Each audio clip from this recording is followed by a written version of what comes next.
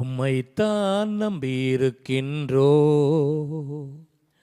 உம்மையன்றி யாரும் இல்லையப்பா. உம்மைத்தான் நம்பியிருக்கின்றோ, உம்மையன்றி யாரும் இல்லையப்பா. அற்புதம் செய்யுங்கப்பா எங்க வாழ்க்கையில,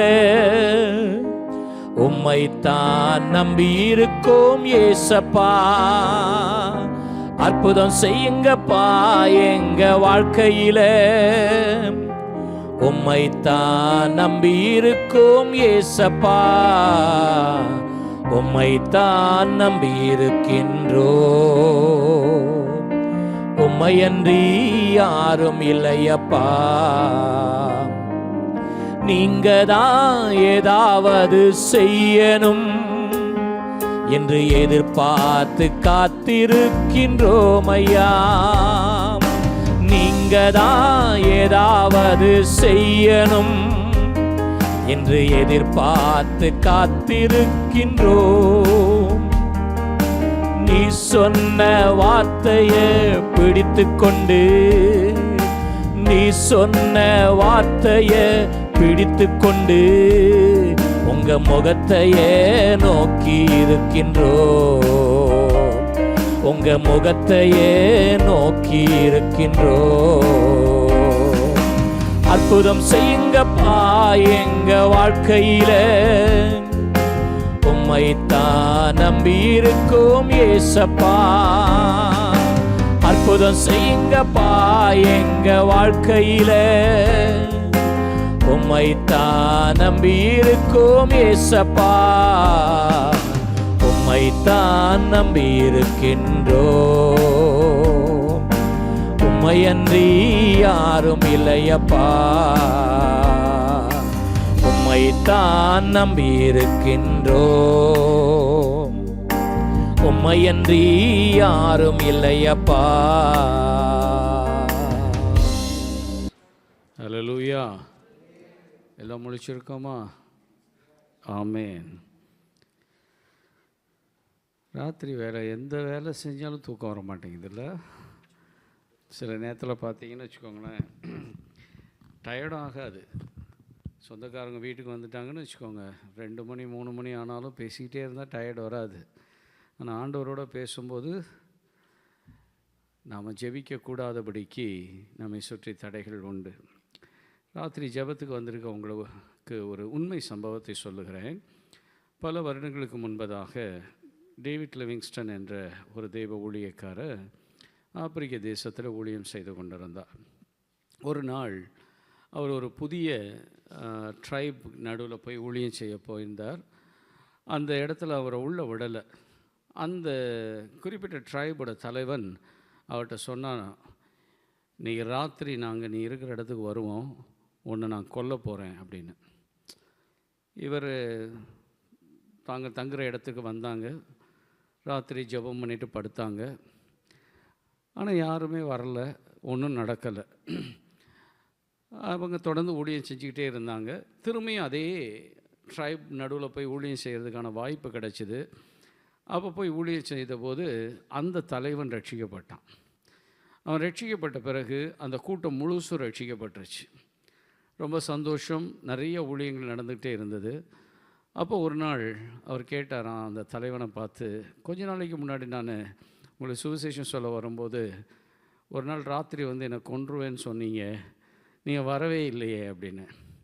அப்போது அந்த தலைவன் சொன்னான்னா, நாங்கள்லாம் கூட்டமாக வந்தோம், ஆனால் நீங்கள் தங்கியிருந்த இடத்துக்கு நாங்கள் பக்கத்தில் வரும்போது அந்த காம்பவுண்டை சுற்றி 39 ஆட்கள், வாரியர்ஸ், யுத்த புருஷர்கள், மிக உயர்ந்த யுத்த புருஷர்கள் 39 பேர் சுற்றி நின்றுட்டு இருந்தாங்க. அவங்கள பார்த்த உடனே அவங்கள எங்களால் மிஞ்ச முடியாதுன்னு தெரிஞ்சிருச்சு. அதனால் நாங்களாம் திரும்ப போயிட்டோம். ஆண்டுகள் உருண்டு ஓடினது. ஒரு நாள் தன்னை அனுப்பின ஊழிய ஸ்தலத்திற்கு டேவிட் லிவிங்ஸ்டன் வந்தபோது அவர் இந்த சாட்சியை சபையாரை உற்சாகப்படுத்தும்படி சொன்னார். இந்த டேவிட் லிவிங்ஸ்டனுக்கு ஒரு பழக்கம் என்னென்னா, டைரி எழுதுகிற பழக்கம் உண்டு. அப்போ அவர் சொன்னார், இந்த மாதிரி ஒரு சம்பவம் ஊழிய ஸ்தலத்தில் நடந்தது என்று சொன்ன உடனே அந்த திருச்சபையின் செக்ரட்டரி அவரை பார்த்து கேட்டார், ஐயா உங்களுக்கு அந்த தேதி என்னன்னு தெரியுமா அப்படின்னாராம். உடனே அவர் தன்னுடைய டைரியை எடுத்து பார்த்துட்டு இன்ன தேதியில் இது நடந்தது அப்படின்னாராம். அந்த செக்ரட்டரி சர்ச்சில் இருந்து ஒரு டைரி எடுத்து திருப்பினாராம். திருப்பிட்டு அவர்கிட்ட சொன்னாராம், ஐயா நீங்கள் சொல்லுகிற அந்த நாள் ராத்திரியில் உங்கள் ஊழியத்திற்காக இந்த சபையில் 39 பேர் ஜெபம் பண்ணி கொண்டு இருந்தார்கள் அப்படின்னு சொன்னாராம். என் அருமையான கர்த்தருடைய பிள்ளைகளே, இந்த ராத்திரி உட்கார்ந்துருக்கீங்க தெரியுமா? எந்தெந்த ஊரில் எந்தெந்த வீட்டுக்கு எந்தெந்த தனி நபரை ஆண்டவர் காப்பதற்காக உங்களை ஒரு யுத்த புருஷராக இந்த இடத்துல நிறுத்தினாரோ தெரியலை. ஒருவேளை அது நமக்கு தெரியாமல் போகலாம்.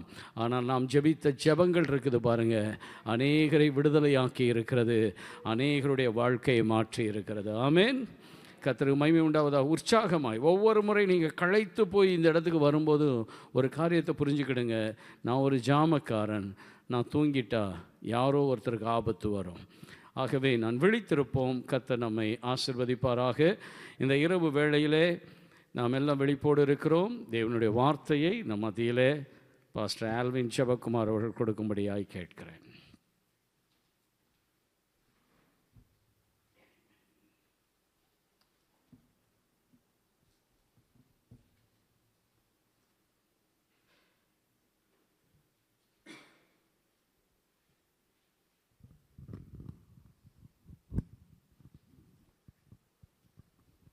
ஹல்லேலூயா.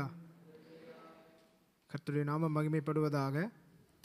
யாராகிலும் ஒருவர் மத்தேயு எழுதின சுவிசேஷம் 26ஆம் அதிகாரம் 73வது வசனத்தை வாசிக்கும்படியாய் கேட்கிறேன். மத்தேயு எழுதின சுவிசேஷம் 26ஆம் அதிகாரம் 73வது வசனம்.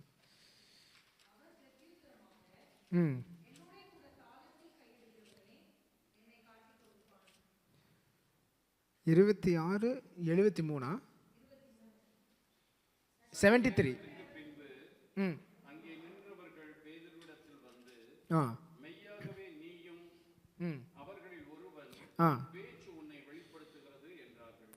உன் பேச்சு உன்னை வெளிப்படுத்துகிறது என்றார்கள். நான் இந்த பகுதியை வாசிட்டு இருக்கும்போது இது என்னுடைய ரெகுலர் போர்ஷன் இல்லை, பட் ஃபார் சம் ரீசன் நான் இந்த பகுதியை வாசிக்க ஆரம்பித்தேன். வாசிக்கும் பொழுது இந்த ஒரு ஃப்ரேஸ் என்னை ரொம்ப தொட்டுச்சு. அது இங்கிலீஷில் இன்னும் ரொம்ப அழகாக இருந்துச்சு. அங்கேருந்து அவன் சொல்கிறாங்க, இங்கிலீஷில் எப்படி இருக்குது, surely you also are one of them for your speech betrays you.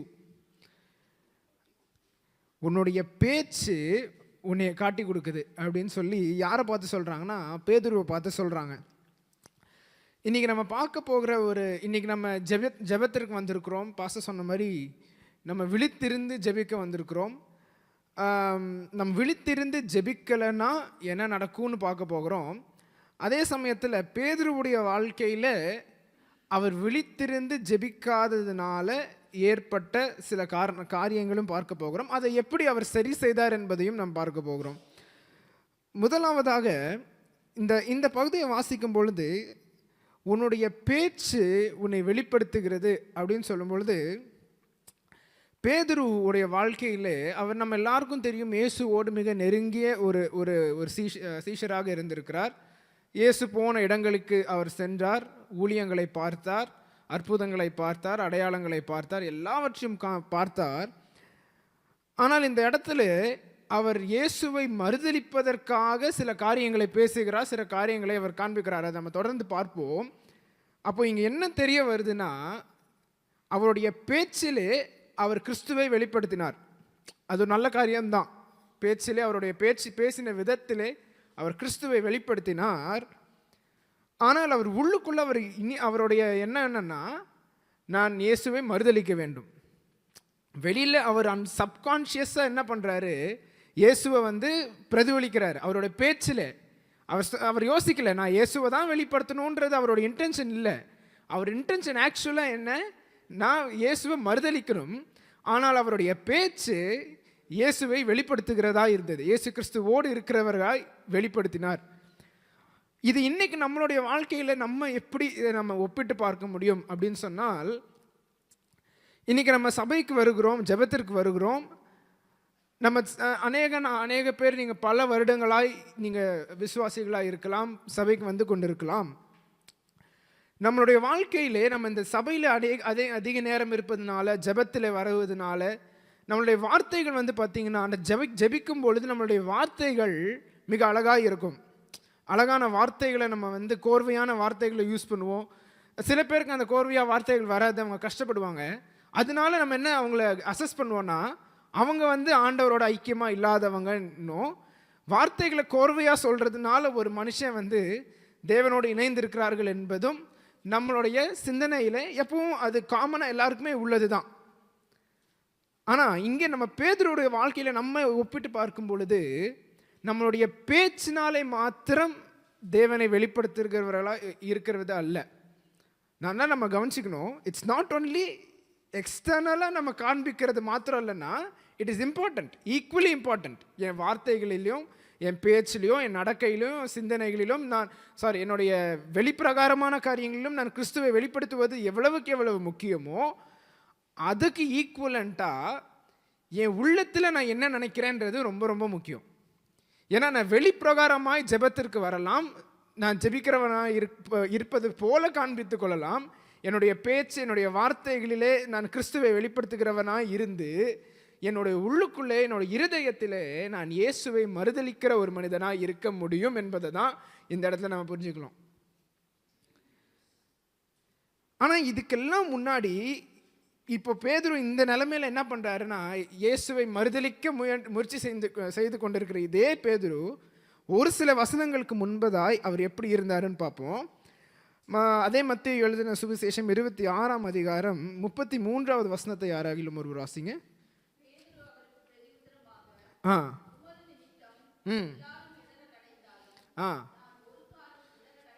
Very confident answer.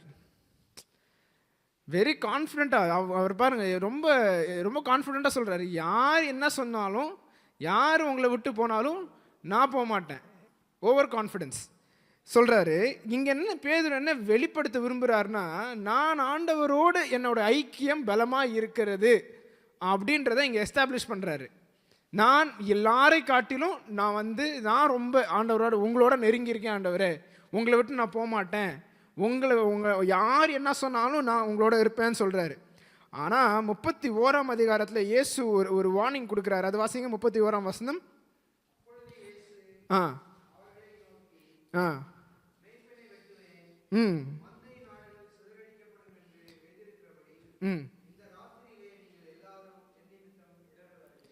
இடரில் நடவீர்கள் என்று சொல்லுகிறாரு. தொடர்ந்து 40வது வசனத்தை வாசிங்க.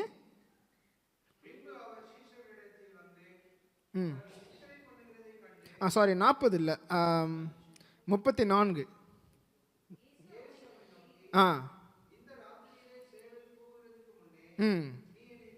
3 தடவை மறுதலிப்பா என்று மெய்யாகவே சொல்கிறேன். இயேசு கிறிஸ்து இங்கே என்ன பண்ணுகிறார்? ஆண்டவராக இயேசு கிறிஸ்து பேதுரு ரொம்ப கான்ஃபிடென்ட்டான ஒரு ஸ்டேட்மெண்ட்டை முன்னாடி வைக்கும்போது இயேசு ஒரு வார்னிங் கொடுக்குறாரு. இந்த ஓவர் கான்ஃபிடென்ஸ் வேண்டாம், ஏன்னா இப்படி ஒரு சூழ்நிலை வரப்போகுது, இடரல் அடைகிறதுக்கான ஒரு சூழ்நிலை வரப்போகுதுன்னு சொல்லி ஒரு வார்னிங் கொடுக்குறாரு. கொடுத்த பிறகு நம்ம தொடர்ந்து அந்த காரியங்களை வாசித்து பார்ப்போம் என்று சொன்னால், இயேசு கிறிஸ்து அவர்களை கூட்டிக் கொண்டு கெத்செமனே தோட்டத்திற்கு போகிறார். போய் அவர் தன் மனசில் ரொம்ப வியாகுலப்பட்டு வேதனை நிமித்தமாய் அங்கே போய் ஜெபிக்க போகிறாரு. ஜெபிக்க போகும்போது அங்கே ஒரு முக்கியமான விஷயத்தை நம்ம கவனிக்கணும். அதில் முக்கியமாக மத்தேயுவின் சுவிசேஷத்தில் அது ரொம்ப தெளிவாக இருக்குது. 37வது வசனத்தில் பார்ப்போம்னா, அவர் பேதுருவும் ஜெபதேயின் குமாரராகிய இருவரும்னு போடப்பட்டிருக்கு. அப்போனா பேதுருவை ரொம்ப ஸ்பெசிஃபிக்காக இருக்குது. The other 2 sons of Zebedee they're commonly portrayed. ஆனால் பீட்டரை ஸ்பெசிஃபிக்காக பீட்டரையும் கூட்டு போகிறாரு. அப்படின்னா ஏன்னா இயேசு கிறிஸ்துவுக்கு தெரியும் இவருக்கு ஒரு சோதனை வரப்போகுது, இவர் இடரல் அடையக்கூடிய ஒரு சூழ்நிலை வரப்போகுது. அதனால இவரை கூட்டிட்டு ஜெபிக்க போகிறார். போகிற இடத்துல என்ன ஆகுது? இயேசு கிறிஸ்து 38வது வசனத்தில் சொல்லுகிறார். என்னோட அந்த 38வது வசனத்தை வாசிங்க.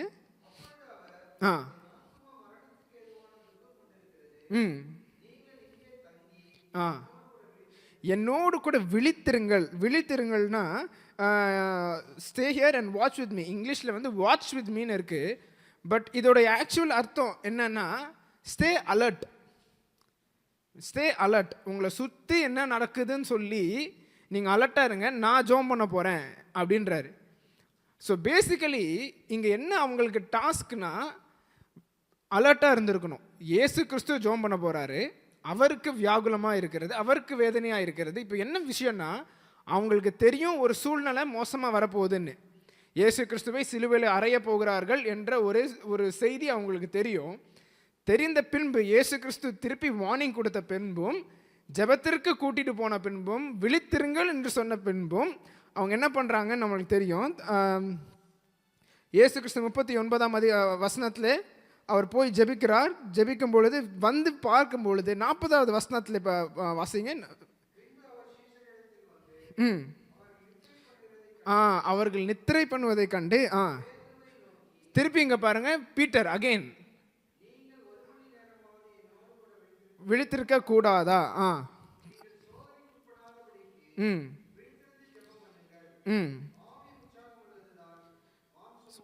பலவீனம் உள்ளது. திருப்பி இங்கே கவனித்து பார்த்தீங்கன்னா பீட்டர்கிட்ட தான் ஆண்டவர் சொல்கிறார். ஆண்டவராக இயேசு கிறிஸ்து பேதுருக்கிட்ட திரும்பவும் சொல்கிறாரு, நீ விழித்திருக்க கூடாதா அப்படின்னு. அப்போயும் பேதுருக்கு என்ன ஆகலைன்னா அவர் அதை ரியலைஸ் பண்ணலை. அவர் அப்பயும் ஓவர் கான்ஃபிடென்ட்டாக தான் இருந்திருக்கணும். அவரோட ஸ்டேட்மெண்ட் கொடுக்கப்படல. பட் ஸ்டில் அவருடைய ரியாக்ஷன் எப்படி இருக்குன்னா அவர் கான்ஃபிடென்ட்டாக இருந்தார். அவர் சொன்ன ஸ்டேட்மெண்ட்டில் நான் இடரல் அடைய மாட்டேன், நான் என்னை ஒன்றும் இதெல்லாம் பண்ணாது, நான் உண்மையாக இருப்பேன், நான் நிற்பேன் ஆண்டவருக்காக, யார் போனாலும் நான் நிற்பேன்ற ஒரு கான்ஃபிடென்ஸ் இருந்துச்சு. தொடர்ந்து திருப்பியும் ஆண்டவராக இயேசு கிறிஸ்து போகிறாரு. போய் திருப்பி வரும்பொழுது அவங்க திருப்பியும் தூங்கிட்டு இருக்காங்க. திருப்பியும் அவர் என்ன சொல்கிறாரு, செகண்ட் டைம் வரும்பொழுது அவர் பார்த்துட்டு என்ன சொல்கிறாரு, ஒன்றுமே சொல்லலை, அவர் அப்படியே போய்ட்றாரு. திருப்பி என்னன்னா Jesus cave them warning twice. இங்கே நம்ம பார்க்க போகிற முக்கியமான காரியம் இந்த ரூல் ஆஃப் 3 தான். அதை நம்ம தொடர்ந்து பார்ப்போம். ஆண்டவராக இயேசு கிறிஸ்து அவர்களை விழித்திருந்து ஜெபிக்க சொன்னார். இன்றைக்கி நம்மளும் இங்கே எதற்கு வந்திருக்கிறோம்னா விழித்திருந்து ஜெபிக்க. அதே மாதிரி ஒரு ராத்திரி நேரம் தான். அதே மாதிரி ஒரு நமக்கு சூழ்நிலைகள் எப்படி மாறும் நம்மளால் கிரகிக்க முடியாது. ஆவிக்குரிய போராட்டங்கள் நமக்கும் இருக்கலாம். அல்லது பாஸ்டர் அந்த டேவிட் லிவிங்ஸ்டன் அவங்களுடைய சாட்சியை சொல்லும்போது நம்மளுடைய ஜெபம் இன்னொருத்தரை தேற்றுவதற்கும் இருக்கலாம். இங்கே இயேசு கிறிஸ்து எதுக்கு சொன்னார்னா அவங்கள ஜெபிக்க சொல்லி 2 காரியத்துக்குமே ஜெபிக்க சொன்னார். ஒன்று, அவங்களும் இடரடைய போகிறாங்க, அதுக்கும் காப்பாற்றிக் கொள்றதுக்கு சொன்னார். 2வது, இயேசு கிறிஸ்துவும் வியாகுலப்பட்டிருந்தார், அவருக்கும் ஜெபிக்க ஒரு துணை தேவைப்பட்டது. அதுக்கு 2மே அவங்க செய்யலை. அதோடைய ரிசல்ட் என்ன நம்ம தொடர்ந்து பார்ப்போம். அதுக்கப்புறம் திருப்பியும் இயேசு வருகிறார். வந்து திருப்பியும் அவங்க தூங்கிட்டு இருக்கிறத பார்த்து 45வது வசனத்தை வாசிங்க. அவர் என்ன சொல்கிறாருன்னு.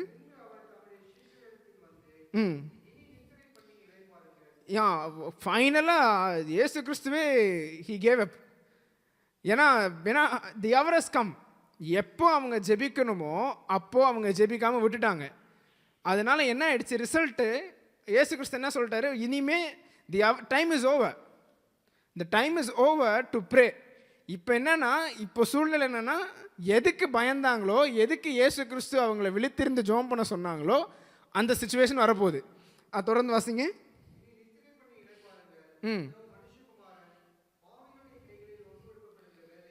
தி hour has come.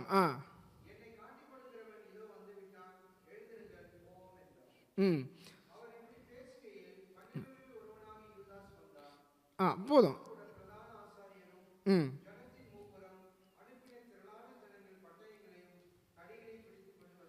Okay, thank you.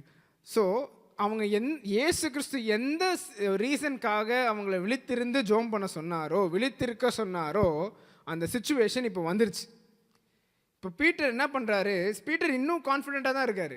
இங்கே எல்லா இடத்துலையுமே என்ன பிரச்சனைனா, Peter never realized that he is going to fall. அந்த ரியலைசேஷன் இல்லாமலே தான் அவர் போயிட்டுருக்கிறாரு. அதோடைய ரிசல்ட் தொடர்ந்து நம்ம வாசிக்கும்போது 51ஆம் வசனத்தை வாசிங்க. ஆ ஆ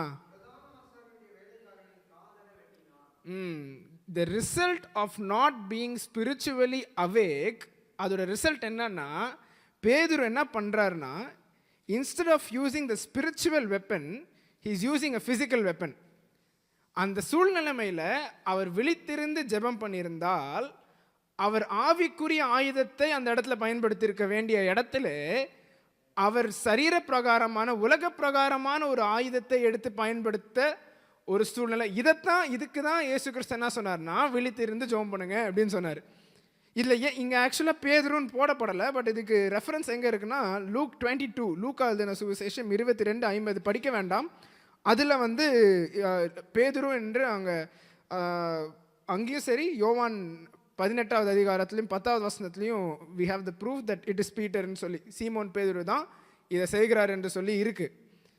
ஸோ இங்கே இதுக்கு தான் இயேசு கிறிஸ்து சொன்னார் விழித்திருந்து ஜெபம் பண்ணுங்க, விழித்திருந்து ஜெபம் பண்ணுங்கன்னு. First this was just the starting of Peter's downfall. அவர் அந்த இயேசு சொன்ன அவங்க நீங்கள் விழுந்து போகாதபடிக்கு ஜெபம் பண்ணுங்கன்னு சொன்ன அந்த வீழ்ச்சியோட முதல் படி தான் அவர் காதை வெட்டுறது. அப்பையும் அவர் இது பண்ணலை. இயேசு கிறிஸ்து தொடர்ந்து அவங்கள கண்டிக்கிறாரு. கண்டித்த பின்பும் அவங்க கேட்கல. அதெல்லாம் தொடர்ந்து வரும்பொழுது தான் அதுக்கப்புறம் இயேசுவை பிடித்து கொண்டு போகிறாங்க. அந்த காரியங்கள் எல்லாம் நடக்கிறது. அதுக்கப்புறம் தான் நம்ம வருகிறோம். Will straightly jump to verse 69. 69வது வசனத்தை வாசிங்க யாராகிலும் ஒருவர்.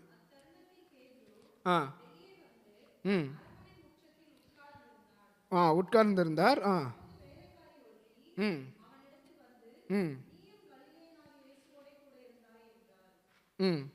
அதுக்கு அவர் என்ன சொல்றாரு?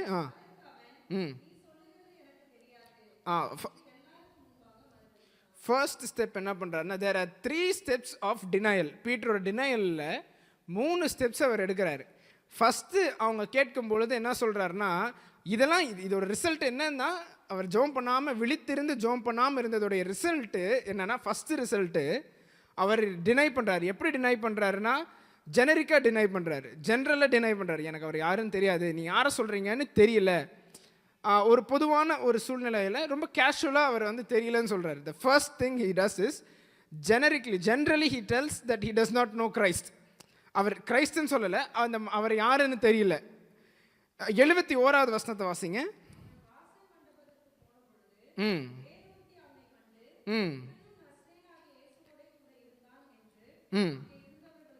சொன்னாங்க. அதுக்கு அவர் என்ன சொல்றாரு?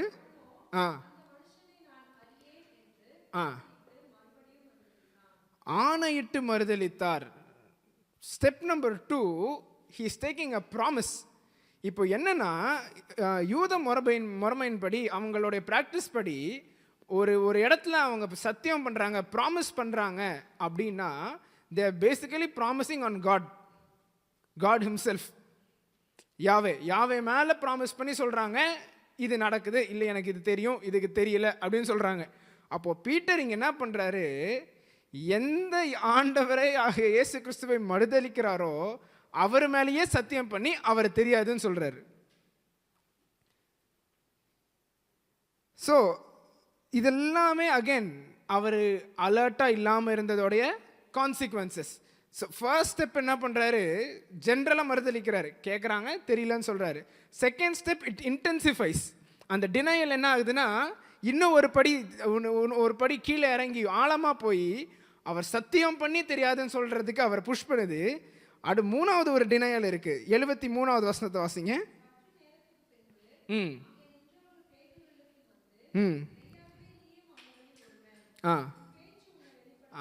இங்கே தான் சொல்கிறாங்க. இங்கே அவர் என்னன்னா, பீட்டர் எங்கேயுமே வந்து இங்கே தான் இயேசுவோடு இருந்தார் என்று காண்பித்துக்கொள்ள விரும்பவே இல்லை.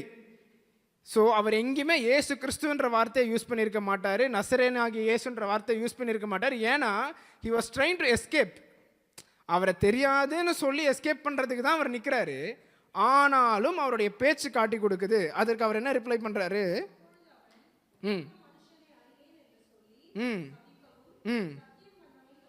சபிக்கவும் சத்தியம் பண்ணவும் தொடங்கினான். இங்கே தான் ஒரு பெரிய ட்விஸ்ட் நடக்குது. என்னன்னா சபிக்கவும்னா he used cursed wordsன்னு இருக்கு. அப்படின்னா என்ன அர்த்தம்னா he used bad words, கெட்ட வார்த்தைகளை பயன்படுத்தி. ஏன்னா he was in a desperate situation. அவர் இப்போ இயேசுவை தெரியும்னு சொல்லிட்டாருன்னா அவரையும் பிடிச்சி உள்ள போட்டுருவாங்க. அதனால எந்த வாயில இருந்து யார் சொன்னாங்களோ உன்னோட பேச்சு வெளிப்படுத்துதுன்னா, எந்த வாயிலிருந்து நல்ல வார்த்தைகள் வந்ததோ அந்த வாயிலிருந்து கெட்ட வார்த்தைகள் வர அளவிற்கு அவர் தள்ளப்பட்டார். இதெல்லாம் என்ன இயேசு கிறிஸ்து எங்க அங்கேயே அவர் என்ன இதுதான் வார்ன் பண்ணார். இப்படி ஒரு சூழ்நிலை வரும், இதுக்காக நீங்கள் விழித்திருந்து ஜெபம் பண்ணுங்கன்னு சொல்லி தான் வார்ன் பண்ணார். அந்த வார்னிங் எடுக்காமல் போனனால வந்த கான்சிக்வன்ஸ் பார்த்தீங்கன்னா, எந்த வாயிலிருந்து நல்ல வார்த்தைகள் வந்ததோ, இன்னும் ஒரு படி மேலே போய் சொன்னால், எந்த வாய் அவரை நீர்தான் மெய்யான தெய்வம், நீர்தான் மேசியா என்று சொன்ன அந்த வாய், பேதுருக்கு தான் அந்த வெளிப்பாடு வருது. இயேசு கிறிஸ்துவும் அவர் பாராட்டுகிறார். என்ன சொல்கிறாரு? இது உன்னுடைய மாம்சத்தில் வெளிப்பட்டதில்லை, பிதா உனக்கு வெளிப்படுத்தினால நீ சொல்கிற அப்படின்னு சொல்லி, எந்த வாய் இயேசு கிறிஸ்துவை மேசியா என்று சொன்னதோ அதே வாய் அவரை கெட்ட வார்த்தைகள் பயன்படுத்தி மறுதலிக்கிற அளவிற்கு தள்ளப்பட்ட ஒரு சூழ்நிலை பேதுருக்கு இங்கே உண்டானது.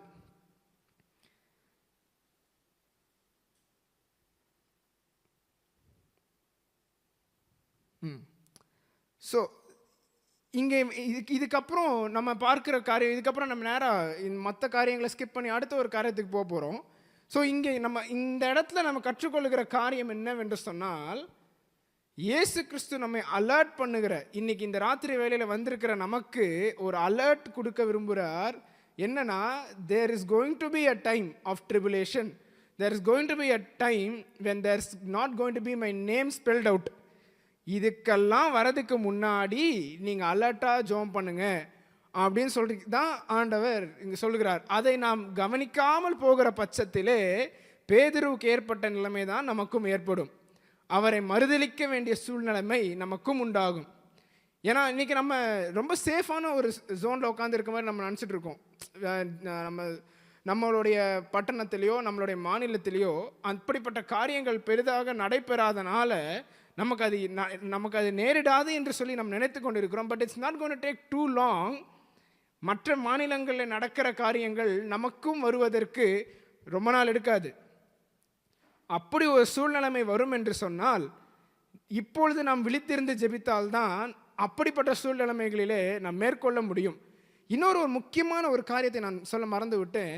இந்த இடத்துல பேதுரு மறுதலிப்பதற்கு ஒரு காரணங்களிலே ஒரு காரணம் எதுவாக இருக்கிறதுன்னு சொன்னால், அவர் ஜெபிக்காமல் போனது ஒன்று. இன்னொன்று ஒரு 3 காரியங்கள் இவர் செய்கிறார். என்னன்னா, ஃபஸ்ட்டு 69வது வசனத்தில் அவர் அந்த அந்த கோர்ட்யார்டு என்னது தமிழில் 69th verseல முற்றமா, அந்த முற்றத்துக்கு, அந்த கோர்ட்யார்ட் வாசல் மண்டபத்தில், அந்த கோர்ட்யார்டில் அவர் உட்கார்றாரு. இதுவும் ஒரு ஸ்பெசிஃபிக்கான ஒரு விஷயத்தை நம்ம யோசிக்கணும். நேரமாகுது, நான் சீக்கிரம் போயிடுறேன்.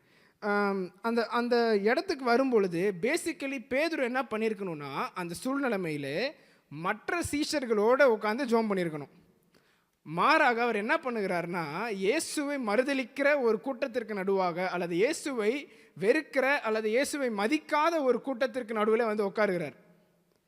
அதனால என்ன ஆகுது, அவர் மறுதலிக்க வேண்டிய சூழ்நிலை உண்டாகுது. ஸோ இதை நம்ம எதோட கம்பேர் பண்ணலான்னா, சங்கீதம் 1:1 கம்பேர் பண்ணலாம். சங்கீதம் 1:1 வாசிங்க. துன்மார்க்கர் நடவாமலும், நடக்கக்கூடாது, உட்காரக்கூடாது, நிற்கக்கூடாது. இது 3மே அங்கே அவர் செய்கிறார். அது 3க்குமே இருக்கும். 69வது வசனத்திலே அவர் அங்கே உட்காருகிறார். 71வது வசனத்திலே அவர் அங்கே நடந்து வெளியில் வரார். 73வது வசனத்திலே அவர் அந்த இடத்துல நிற்கிறார். இந்த 3 விஷயத்தையுமே அவர் பண்ணுறார். எந்த 3 காரியங்களை அவர் செய்யக்கூடாதோ அதை அவர் செய்ய நேரிடுறதுக்கான காரணம் அவர் விழித்திருந்து ஜெபம் பண்ணாதது. ஸோ இது எல்லாம் நடந்து முடிகிறது. இயேசு கிறிஸ்து சிலுவையில் அறையப்படுகிறார், உயிரோடு மீண்டும் எழும்பி வருகிறார். வந்த பின்பு சீஷர்களுக்கு தன்னை காட்சி அளிக்கிறார். எத்தனை தடவை? 1 இல்லை, 3 தடவை காட்சி அளிக்கிறார். ஸோ இந்த எல்லா விஷயங்களையும் டர்ன் அரவுண்ட் பண்ணுகிற ஒரு சாப்டர் எதுனா யோவான் 21ஆம் அதிகாரத்திற்கு நேராக திருப்பிக் கொள்வோம். ஜான் சாப்டர் 21 verse 15 to 19 வாசிங்க. verse 15 மட்டும் வாசிங்க, 15வது வசனத்தை மட்டும் வாசிங்க.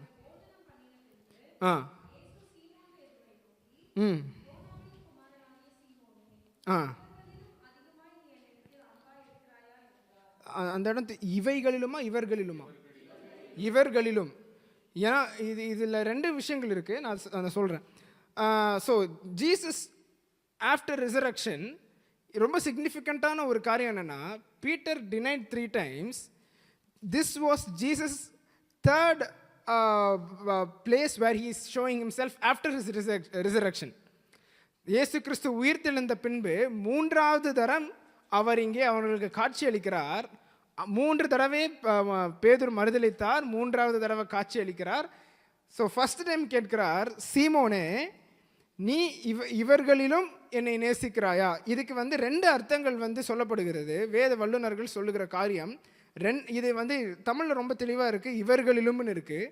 பட் மோர் தென் தீஸ் ரொம்ப ஜென்ரலான ஒரு ஃப்ரேஸ், ஒரு வேர்டு தான் இங்கிலீஷில் போடப்பட்டிருக்கு. க்ரீக்லேயும் அது அப்படி தான் இருக்குது. ஸோ அவங்க என்ன அசியூம் பண்ணுறாங்கன்னா, எய்தர் 2 விஷயத்தில் ஏதாவது ஒன்று அவங்க பிடிச்ச மீன் இருக்கு இல்லையா, அவருடைய தொழில் மீன் பிடிக்கிற தொழில், இத்தனை மீனை காட்டிலும் இந்த உலக பிரகாரமான மீனை காட்டிலும் இந்த ஆசீர்வாதத்தை காட்டிலும் என்னை நேசிக்கிறான்றது ஒரு அர்த்தம், ஒரு பொருள் உண்டு. 2வது பொருள் என்னன்னா, இங்கே தமிழில் இருக்கிறது போல் இவர்களிலும் அப்படின்னா மீதி சீஷர்கள், இவங்கள்லாம் நேசிக்கிறத விட நீ அதிகமாக நேசிக்கிறியா அப்படின்னு சொல்லி கேட்குறாரு. இதில் முக்கியமான இன்னொரு விஷயமும் இருக்குது.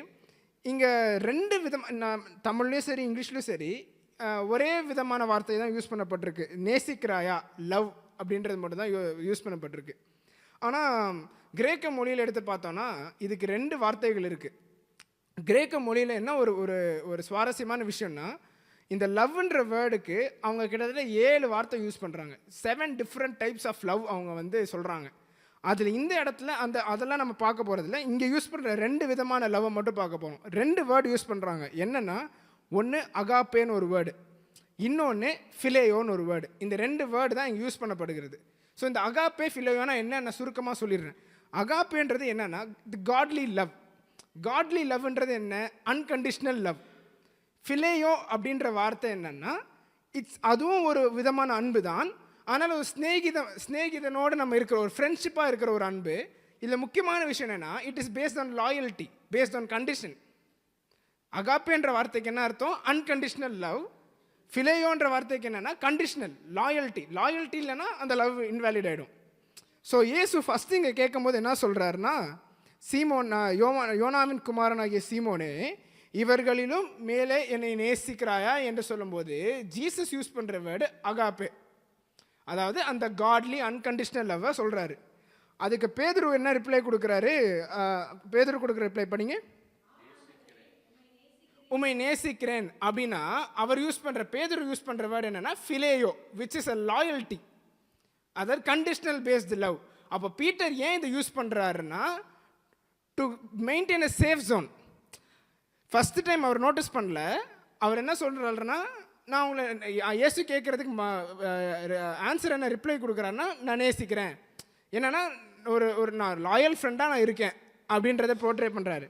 செகண்ட் டைம் ஆண்டவருக்கு இயேசு கிறிஸ்து கேட்கும் பொழுதும் 16வது வசனத்தில் சொல்லும் பொழுதும் அவர் யூஸ் பண்ணுற அந்த லவ்ன்ற வேர்டு அகாப்பே.